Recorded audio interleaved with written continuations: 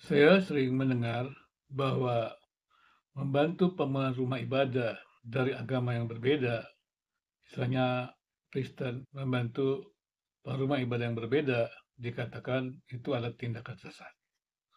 Apakah benar bahwa umat Kristen gereja dilarang membantu pembangunan rumah ibadah yang berbeda agama? Saudara sekalian, kita hidup di dalam negara Pancasila, yaitu negara yang mengakui agama-agama itu memiliki posisi yang terhormat. Dan nilai-nilai Pancasila itu merupakan nilai-nilai publik. Jadi semua agama boleh berperan dalam menafsirkan Pancasila secara khusus dalam semangat Bhinneka Tunggal Ika. Maka dengan demikian, nilai-nilai inklusif itu kemudian menjadi dasar hidup bersama. Di manakah kita mendapatkan tempat agama-agama itu atau kelompok-kelompok yang beragam itu memberikan kontribusinya untuk sama-sama mendapatkan pijakan bersama untuk hidup bersama, terutama di dalam pembangunan atau perumusan kebijakan publik. Di dalam kebijakan publik itu, semua agama-agama di negeri ini, di dalam Pancasila, mendapatkan tempat terhormat. Indonesia bukan negara sekuler yang menegasikan atau menyingkirkan peran agama di ruang publik. Tapi Indonesia adalah negara yang memposisikan agama-agama pada tempat terhormat. Memang Indonesia bukan negara agama, tapi negara yang memposisikan agama-agama pada tempat yang terhormat. Mengapa? Karena agama-agama itu diakui terlibat dalam perjuangan kemerdekaan Indonesia, perjuangan pembangunan Indonesia. Dengan dasar itulah, maka agama-agama itu mendapat tempat terhormat. Maka Soekarno atau Presiden Soekarno mengatakan, jika agama-agama itu ingin menunjukkan perannya atau kontribusi yang bagi negara ini, silakanlah agama-agama itu boleh menduduki tempat-tempat penting di negeri ini, tetapi untuk memberikan nilai-nilai bersama yang membangun Indonesia. Artinya adalah agama-agama itu diberikan kesempatan karena memang terbukti telah menghasilkan sebuah keberhasilan dalam perjuangan kemerdekaan Indonesia atau telah memberikan dukungan besar bagi hadirnya Indonesia yang merdeka. Maka agama-agama itu bisa berada di ruang publik untuk memberikan kontribusinya, memberikan nilai-nilai inklusifnya, nilai-nilai bersama yang dapat menjadi pijakan bersama untuk hidup bersama dengan lebih baik. Nah, kemudian juga di dalam kebijakan publik itu ada konstitusi, itu adalah kebijakan publik juga ya. Kemudian turunkan ada undang-undang, ya, dan kemudian juga peraturan-peraturan daerah. Di situ kita melihat bahwa negeri ini mengakui bahwa kemerdekaan beribadah, kemerdekaan untuk memilih agama merupakan hak asasi manusia.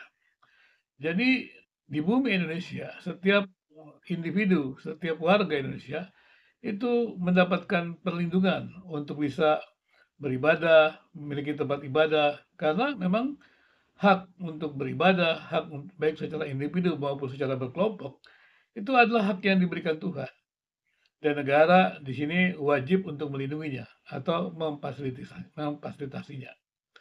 Itulah sebabnya kalau negara membiarkan tempat ibadah itu ditutup, maka negara itu tidak memenuhi kewajibannya sebagai dan pemerintah itu tidak memenuhi kewajibannya sebagai pelaksana daripada mandat rakyat. Karena rakyat Indonesia dalam konstitusi, dalam undang-undangnya mengatakan bahwa kemerdekaan beribadah itu dilindungi oleh negara.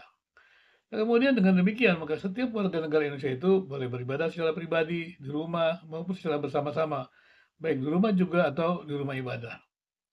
Apa bahayanya pendirian sebuah rumah ibadah? Tentu saja tidak ada bahayanya, karena umat beragama itu sudah terbukti dapat memberikan pikirannya untuk bisa memajukan Indonesia.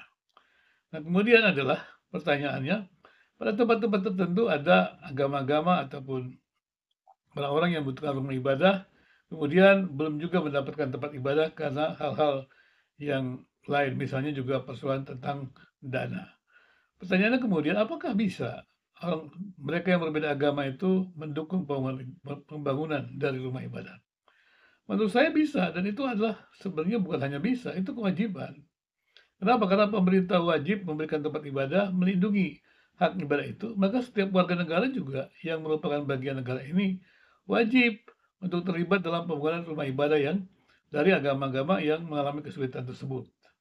Kemudian misalnya saja ada gereja-gereja ataupun tempat-tempat ibadah atau ada rumah-rumah ibadah yang sedang dalam pembangunan tapi mengalami kesulitan, maka setiap individu atau komunitas yang ada di masyarakat Indonesia ini berkewajiban untuk membantunya. Kalau memang pemerintah pada saat yang sama tidak memberikan hak tersebut atau tidak melakukan atau belum belum mampu untuk bisa mengerjakannya karena terlalu banyak, maka setiap individu itu boleh bekerja sama untuk ada pembangunan rumah ibadah itu. Jadi memfasilitasi kelompok atau individu tersebut dalam beribadah itu merupakan kewajiban setiap orang di Indonesia. Jangan sampai ada individu ataupun warga bangsa ini yang tidak mendapat haknya untuk beribadah, baik secara individu maupun secara komunitas. Karena itu, pendukungan pengelolaan rumah ibadah itu sesuatu yang harusnya juga menjadi dibiasakan atau karena itu memang merupakan pemenuhan hak setiap individu atau komunitas yang ada di Indonesia.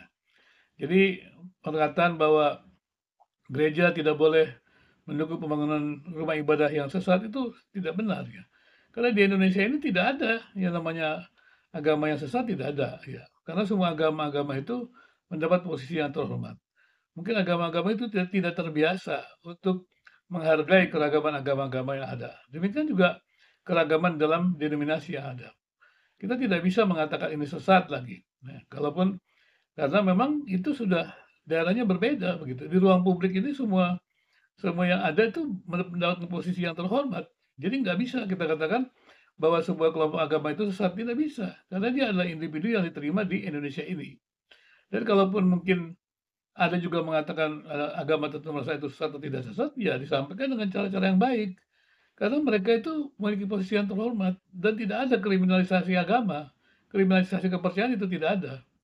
Jadi dengan demikian maka kembali lagi isu yang mengatakan bahwa orang Kristen tidak boleh mendukung pembangunan rumah ibadah yang berbeda agama ataupun dikatakan sesat itu sesuatu yang tidak tepat ya. Karena menurut saya ya semua agama-agama yang ada di Indonesia ini di dalam rumah Pancasila diterima. Maka agama-agama yang berbeda saling mendukung kehadiran rumah ibadah itu sesuatu yang wajar saja, yang biasa saja. Bukankah juga pendirian rumah ibadah Kristen di mana-mana juga gereja juga mendapat dukungan dari masyarakat setempat. Demikian juga rumah agama-agama lain dalam komunitas-komunitas yang beragam. Kiranya Indonesia bisa betul-betul melindungi hak masyarakat yang untuk beribadah, baik secara pribadi maupun secara bersama. Demikian juga pengadaan rumah ibadah.